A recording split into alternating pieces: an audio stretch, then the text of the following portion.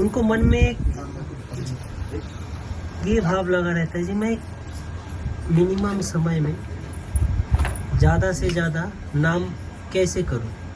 तो इसीलिए बिना चिंतन, बिना ठाकुर जी के चरण में मन को रख के या गुरु चरण में मन को रख के धराधर यांत्रिक नाम करते हैं। तो मेरा प्रश्न ये है, सुस्पष्ट उच्चारण करके एवं चिंतन के साथ ठाकुर जी के, गुरु जी के चरण में मन रख के नाम करना ज़्यादा श्रेष्ठ है ना ज़्यादा संख्या करना ज़्यादा श्रेष्ठ है? श्रेयस्कर कौन सा है? देखो, ये कह रहे हैं कि कभी कभी हम लोग संख्या पूर्ति के लिए नाम की तरफ ध्यान नहीं, चिंतन के तरफ ध्यान नहीं, संख्या पूर्ति करना ही जैसे हमारे भजन का प्रधान उद्देश्य है, ऐसे मान करके कभी कभी यंत्रवत माला फेर रहे हैं। मन कहीं कहीं घूम रहा है, कहीं नाना संसार चक्र में नाना विषय में घूम रहा है। ये भी एक भजन प्रक्रिया है, लेकिन वास्तव में ऐसा नहीं।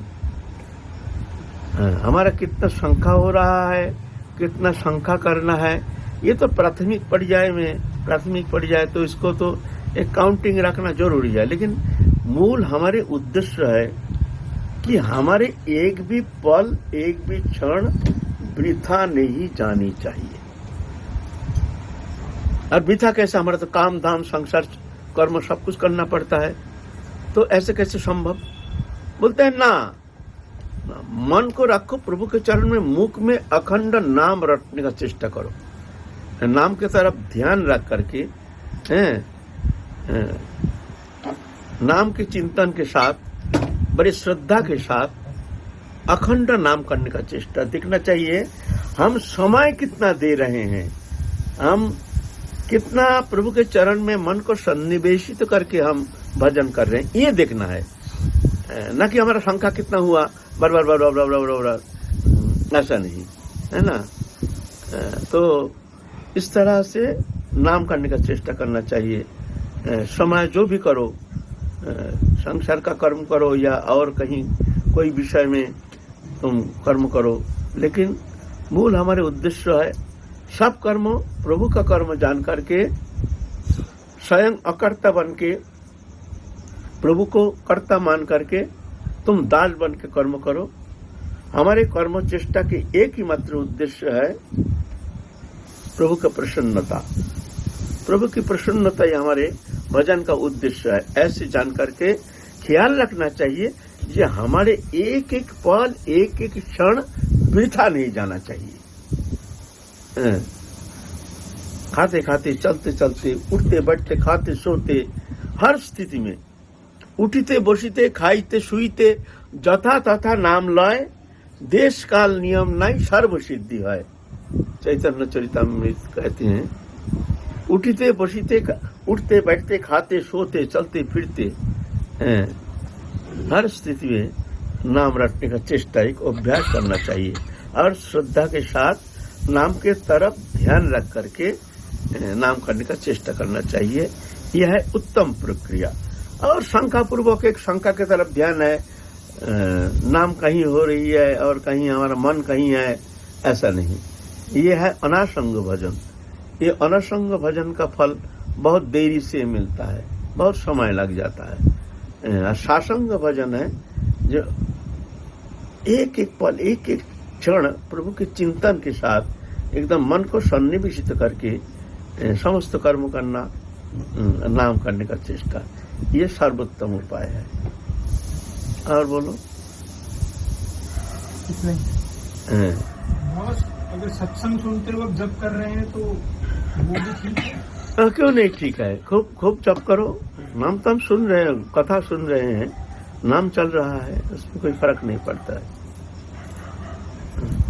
महाप्रभु ने बोले जो 1 लाख नाम नहीं करेगा उसके घर में मैं खाऊ भोजन नहीं करूंगा। तो 1 लाख नाम करने धीरे धीरे करेगा तो 8 घंटे लग जाएगा।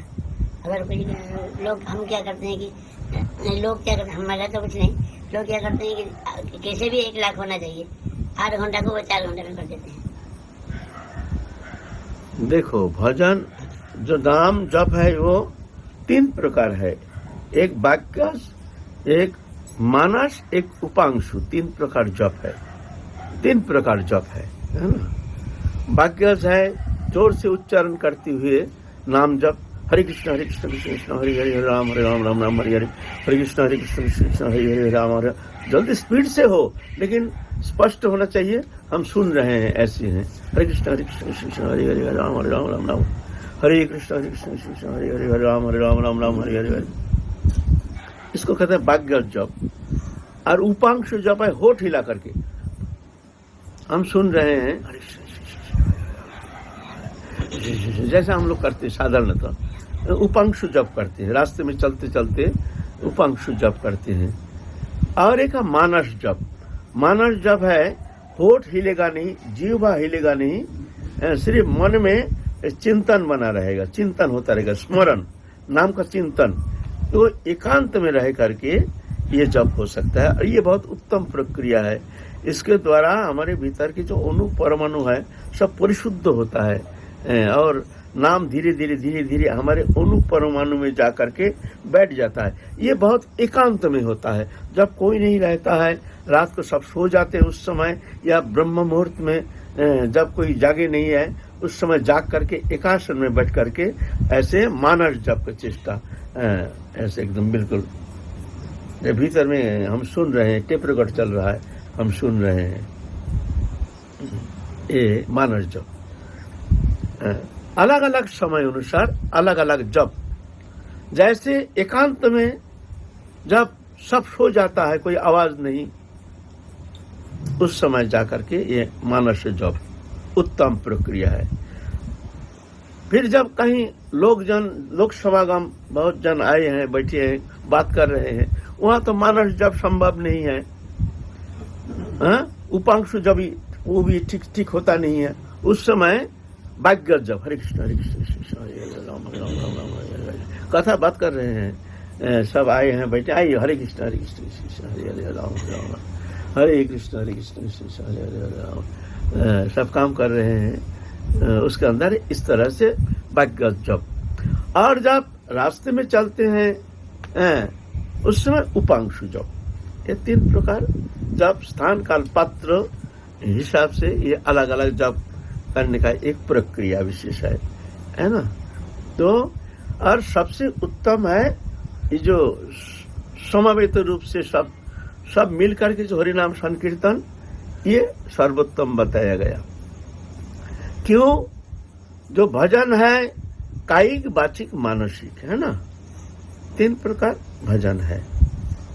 जब हम मानस जप करते हैं तो उस समय कभी कभी तो हमारा मन रहता नहीं है, जब तो कर रहे हैं, मन न जाने कहां कहां डोल रहा है, शरीर तो चुपचाप निश्चल होकर बैठा है। लेकिन ये जो संकीर्तन सब मिलकर जब हरिनाम करते हैं, उसमें क्या होता है, हमारे इंद्रियों ये भी सक्रिय रहता है, माने बाजा बजा रहे हैं, कोई हाथ ताली दे रहे हैं, कोई हाथ उठा करके हरिनाम संकीर्तन कर रहे हैं, तो कायिक भी हो रहा है, वाचिक हरिनाम हो रहा है, फिर हम स्वयं सुन रहे हैं। ये हरिनाम संकीर्तन जब होता है तो आप ख्याल करके देखना, मन कहीं जाता नहीं, हम दूसरा कोई चिंता नहीं करते, उसमें नाम में ही हमारा मन रहता है। लेकिन दूसरा जो भजन प्रक्रिया है उसमें ऐसा नहीं, उसमें तो आसन में बैठे हैं, मन तो ना जाने दिल्ली बम्बई कहाँ कहाँ घूम रहा है ना। तो मन हमारा निष्क्रिय रहता है, मानसिक भजन होता नहीं है, शरीर पत्थर जैसे बैठा है, निष्क्रिय। तो शरीर भी हमारा, शरीर के द्वारा भी हम भजन नहीं कर रहे हैं। और बाकी है एक उच्च नाम जो करते हैं, रटते हैं, तो ये जो उच्च स्वर में जो हरिनाम करते हैं समवेत होकर के, इसमें कायिक, वाचिक, मानसिक तीनों एक साथ होता है। मन भी हमारा निश्चल रहता है, कहीं भक्ता नहीं है। जब भी हम कीर्तन करते हैं तो मन हमारा कहीं भक्ता नहीं है, ख्याल रखने के विषय है। तत्सहित क्या होता है, उच्च स्वर में हरिनाम, ये जहाँ जहाँ ये हमारे हरिनाम की ध्वनि जाती है, वहाँ वहाँ वातावरण को पवित्र कर देता है। वायु वही ध्वनि प्रदूषण जो है, ये प्रदूषण को नष्ट कर देता है। भावना प्रदूषण को नष्ट कर देता है, वातावरण पवित्र। जहां जहां जितना दूर तक हरिनाम संकीर्तन के ध्वनि जाती है वहां तक उसको इस तरह से प्यूरिफाई करते हैं, ये विशेषता है। उसके साथ साथ जो भी कीड़ा मकोड़ा से लेकर कोई भी प्राणी किसी के कान में अगर पहुंच जाए तो उसका भी मंगल होता है, ये है ना। तो भजन है 3 प्रकार, कायिक, वाचिक, मानसिक। उच्च संकीर्तन में तीनों होता है। और ऐसा तो हर समय होना संभव नहीं है, तो इसीलिए अलग अलग प्रक्रिया। कायिक शरीर के द्वारा भगवत सेवा, गुरु सेवा, साधु सेवा, संत सेवा, दंडवत परिक्रमा आदि जो है ये कायिक भजन है। कायिक भजन का अंतर्गत तुलसी परिक्रमा, ब्रज परिक्रमा, गह्वर वन परिक्रमा इत्यादि तत्सहित गुरु सेवा, संत सेवा, वैष्णव सेवा, सेवामूलक जो क्रिया हम शरीर के द्वारा जो करते हैं अनुष्ठान, यह है कायिक भजन। ये वृथा नहीं जाती है। ऐसा नहीं है जो हमारा तो एक आसन में बैठ करके माला तो जप नहीं किया, आज तो हमारा दिन वृथा गया, हमारा तो आज भजन हुआ नहीं, ऐसा होता ही नहीं, ऐसा होता ही नहीं।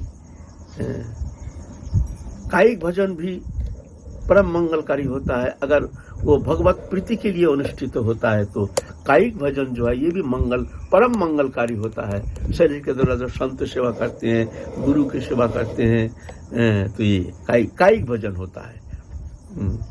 इसीलिए बोलते अभ्यास असमर्थ होशी मत कर्म परम भवो।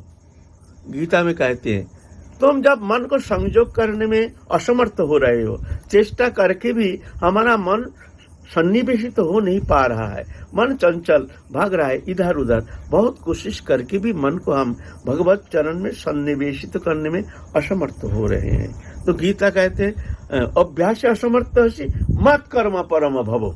मत कर्म माने ए साधु सेवा, संत सेवा, गुरु सेवा, ये मत कर्म। मत भक्त पूजा अधिक हो, हमसे भी हमारे भक्तों की सेवा अधिक होनी चाहिए। तो ये कायिक भजन है। जब तुम्हारा ऐसे मन लगता नहीं तो उस स्थिति में शरीर के द्वारा संत सेवा, गुरु सेवा, महत सेवा ये करना चाहिए, ये भी तुम्हारा भजन माना जाएगा। ऐसे वाचिक भजन, वाचिक मन के द्वारा स्तव, स्तुति, वंदना, नाम जप आदि जो है वाचिक शब्द के द्वारा, ये वाचिक भजन। वाचिक तो कोई भी स्थिति में हो सकता है। हम काम कर रहे हैं, कब हम माला लेके बैठेंगे तब जा करके भजन होगा। अब इंतजार में रहते, सारा दिन समस्त काम में हम व्यस्त रहते हैं। अब सोच रहे हैं संध्या होगा, घर में जा करके फिर माला, आज तो शंका हुआ नहीं, भजन भी हुआ नहीं, चलो रात को माला करेंगे। जाते जाते घर में तो रात हो गया, थोड़ा जो भी खाया खा करके माला लेके बैठे, लुढ़क गया शरीर। एक माला भी एक राउंड हुआ नहीं, लुढ़क गया शरीर, क्लांत हो गया। सारा दिन कर्म में व्यस्तता, क्या करेंगे? शरीर तो एक शरीर धर्म होने का कारण शरीर के एक विवशता उसको स्वीकार करना पड़ता है। सो जाता है, ठीक है, दुखी हो जाता है, हमारा आज भजन तो हुआ नहीं, अच्छा चलो कल सुबह बहुत जल्दी उठ करके, आज तो हुआ नहीं भजन, कल जल्दी उठेंगे, 3 बजे उठेंगे, उठ करके माला लेके बैठेंगे। सो गया, जब नींद टूटी देखते सूरज निकल गया। 3 बजना तो दूर की बात है, 3 सूरज निकल गया, 7 बज गया। अरे आज तो हमारा भजन हुआ नहीं, जल्दी जल्दी करके स्नान दान करके माला लेकर बैठे हैं, दुनिया का चिंता, यहाँ जाना है, वहाँ जाना है, ये करना है, वो करना है, कोई रंग भर कोई माला जो भी 2-4 राउंड करके कोई जा, ठीक है चलो रात को करेंगे। ऐसे करते करते हमारे जीवन के सबसे कीमती समय काल हरण करके ले जा रहा है। और तुम इंतजार में बैठे, शुभोदन की इंतजार, समय के लिए इंतजार में तुम बैठे हो। तुम भजन करोगे, आगे भजन करोगे, आज नहीं हुआ कल करेंगे, कल नहीं हुआ परसों करेंगे, तो भजन कब करेंगे? चिंता करो, चिंता की। और काल, ये माया भी ऐसे है ना, ठगिनी है। वो क्या करते हैं, कुछ भी बहाना बना करके साधक का एक कीमती समय को बड़े सुंदर ढंग से अपहरण कर लेते हैं। जैसे भजन में बैठा है, कोई काम ऐसे आ जाएगा, उठना पड़ेगा, अभी ठीक है, हो अभी जरूरी काम है, अच्छा चलो पीछे भजन। कुछ नहीं है, माया इस तरह से ठग रहे हैं तुमको। फिर रात को भी ऐसा, सुबह ऐसा, भजन कब करोगे? मरते समय काल आ जाएगा, भजन तो हुआ नहीं। तुमको ले जाएगा काल आकर के। तुमने कहोगे प्रभु जमराज जब ले जाएंगे जमराज के पास, प्रभु क्या करें, बहुत इच्छा थी मन में, हम भजन करेंगे, हम जानते हैं भजन ही मनुष्य जीवन का एकमात्र उद्देश्य है, हम कोशिश भी की है, किंतु प्रभु तुम्हारी माया, हमारा भजन हुआ नहीं, भजन करने दिया नहीं, समय मिला नहीं, ऐसे कर्म व्यस्तता जिस कारण हम भजन कर नहीं पाए। तो इस शब्द में तुम्हारा नंबर नहीं मिलेगा। बोले इसको 0 नंबर दो, चलो इसको ले जाओ। बोले प्रभु ऐसे क्यों? बोलते देखो जो संसार चक्र से मुक्त हुआ है सब ऐसा ही संसार चक्र के भीतर से ही वो अपने समय निकल करके भजन किया है। तुम्हारे लिए अलग संसार नहीं, और जो भजन करके भगवत प्राप्ति की है उनके लिए अलग संसार नहीं है। सभी के लिए एक ही माया, एक ही संसार। जो इंतजार करता रह गया वो तो रह गया, जो समय का एक पल एक क्षण जो कीमत उठाया तो वो पार लगा दिया। ऐसे बात नहीं है। तो इसलिए ये बात नहीं चलेगा, हमको समय मिला नहीं, हम बहुत माया संसार चक्र में फंस करके एक विवश होकर हमने संसार चक्र में फंस करके हम भजन करने का इच्छा रहती हुई भी हम भजन कर नहीं पाए। इस बात पर 0 नंबर, कोई नंबर नहीं मिलेगा तुमको। जो प्रभु हमको थोड़ा ग्रेस मार्क दिया जाए, हमने चेष्टा किया और नहीं 0 नंबर दो, चलो ले चलो 0 नंबर। बोले तो करें क्या, कौन सा उपाय अवलंबन करें? काम भी करो, नाम भी करो, काम भी चलता रहे, नाम भी चलता रहे। नाम तुमको ठगेगा नहीं, नाम तुमको वंचना नहीं करेगा। इच्छा रहे या ना रहे, मुख में नाम उच्चारण करते ही नाम पूर्ण फल प्रदान करते हैं। नाम पूर्ण फल प्रदान करते हैं। संकेतन पर्यासंग हेलनमे बाबा वैकुंठ नाम ग्रहणात अशिष अगोहरंग विदु। सांकेतिक शब्द के द्वारा अवहेलन के साथ मजाक करते हुए जो हरिनाम ग्रहण करते हैं, बोलते हैं उसमें भी अशेष मंगल को अपहरण करने में समर्थ है। और श्रद्धा पूर्वक जो नाम करते हैं उसको तो कहना ही क्या है, तो नाम करते रहो, काम करते रहो, समय का इंतजार मत करो। जो हम शाम को करेंगे, शाम को माला लेके, अच्छा है, बढ़िया है, समय मिल गया रात को, अच्छा बढ़िया, और सुंदर बात है, खूब सुंदर है। लेकिन अभी इस समय जो है, दिस मोमेंट, इसको तुम नष्ट नहीं करना, इसको काम में लगाने का कोशिश करो। अर्थ के लिए काम, परमार्थ के लिए नाम। काम भी चलता रहे, नाम भी चलता रहे। इंद्रिय के द्वारा काम, मुख में नाम, मन में चिंतन, तुम्हारा काम बन जाएगा। अर्थ परमार्थ दोनों हो जाएगा ना। तो चालाकी से काम लेना पड़ेगा। इसलिए अखंड नाम रटने का चेष्टा, ये जो अभ्यास है, ये सर्वोत्तम पंथा है, सर्वोत्तम उपाय है। नहीं तो समय का इंतजार करके तुम बैठे रहोगे, सुबह समय आएगा फिर जाकर हम भजन करेंगे, अभी बेटा का शादी, बेटी की शादी करा देंगे, ऐसा हो जाएगा, ये लोग सब सेल्फ सफिशिएंट हो जाएगा।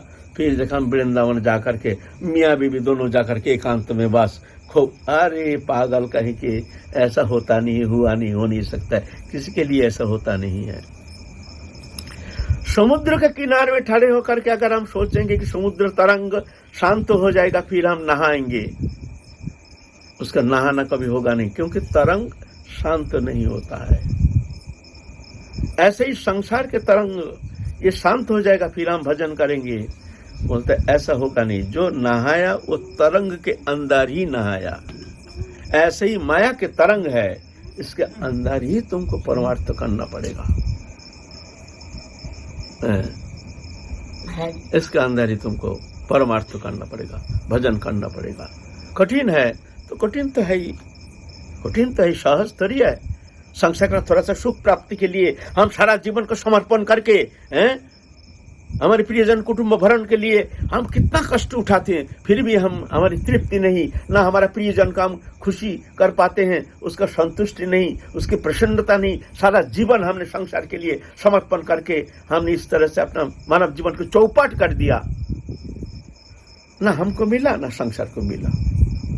आरु परम पद, परम शांति पद, परम आनंद पद, परम धाम, भगवत चरण प्राप्ति, जहां जाने से फिर कभी लौटता नहीं है, वो परम आनंद पद, वो तुम प्राप्त करना चाहते उसके लिए तुमको कोई कष्ट स्वीकार करना नहीं पड़ेगा, कुछ ऐसे बिना कष्ट का थोड़ा सा तो स्वीकार करना ही पड़ेगा, थोड़ा सा समय निकालना ही पड़ेगा। इस तरह से तुम अगर तुम सचेतन हो जाओगे तो जाकर के तुम निकाल जाओगे, नहीं तो इस तरह से संकल्प करते करते जीवन के सबसे कीमती समय यौवन है, अभी शरीर चलमान है, शरीर सुंदर है, आदि व्याधि उपाधि कम है, इसके बाद वार्धक्य आ जाएगा, वृद्धावस्था, इस समय कुछ नहीं होगा, आदि व्याधि उपाधि घेर लेगा, शरीर निष्क्रिय हो जाएगा, इंद्रिय अपटु हो जाएगा, आंख में दिखना बंद हो जाएगा, कान में सुनना बंद हो जाएगा, 2 जन पकड़ के उठाना पड़ेगा, ले जाना पड़ेगा, खाना पचता नहीं, क्या भजन करोगे, सब मन शरीर के ऊपर आ जाएगा, शरीर धर्मी होकर के तब खाट पड़ा पछताओगे, तब कहाँ भजन करोगे? यौवन में जब भजन हुआ नहीं, ये कीमती समय जब तुमने वृथा गंवा दिया, तो क्या तुम वृद्धावस्था के लिए तुम चिंतन कर रहे हो, उस समय जाकर के हम खूब भजन करेंगे? ऐसा स्वप्न मत देखो, होगा नहीं, होता नहीं, हो नहीं सकता है। अभी समय को ही व्यवहार करो, एक एक पल, एक एक क्षण, कैसी भी स्थिति आ जाए, मन में चाहे कितना भी हमारे गलत भावना, गलत कुछ हो जाए, होने दो, उसका कर्म उसको करने दो, हम छोड़ेंगे नहीं, प्रभु का नाम नहीं छोड़ेंगे, उनके चरण सान्निध्य नहीं छोड़ेंगे, उनके चरण कमल नहीं छोड़ेंगे, उनके चरण में शरणागति हम नहीं छोड़ेंगे, फिर जो करे प्रभु तुम जानो। ऐसे इस तरह से हमको आगे बढ़ने के लिए प्रयत्न करना पड़ेगा।